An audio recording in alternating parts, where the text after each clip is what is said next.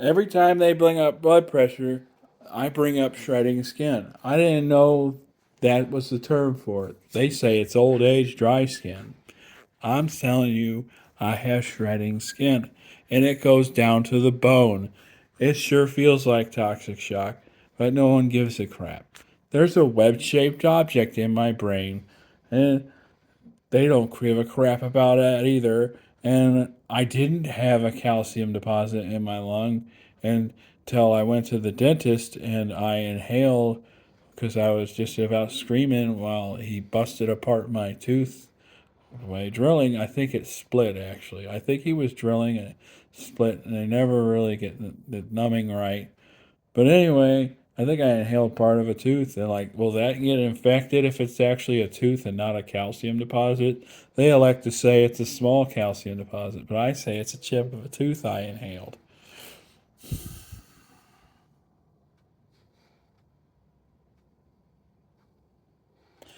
Yeah, and then I yeah, my legs are swelling up, and I dry out in places. It's just weird. And then that's the thing. I They don't say I have heart failure. They don't say I have a heart attack. And they say there's a 1%. They keep saying that. I have a heart monitor. And then the results of it is arrhythmia. Like, I can miss like 4 or 5 beats, but it's only 1% workload.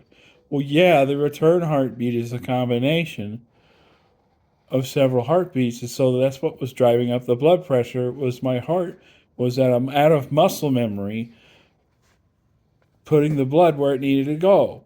And so whenever they treat the blood pressure, the blood doesn't go where it needs to go. And they think that's great. But I, on the other hand, am like drying out in places and possibly getting like more damage, more tissue damage, and more organ damage. And they don't care about organ damage. They're just an $8 fool, and they like low numbers.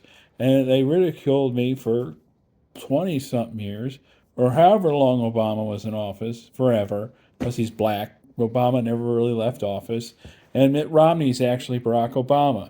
And then you're like mad because I said that. So, nothing like opening my mouth and getting a few curses.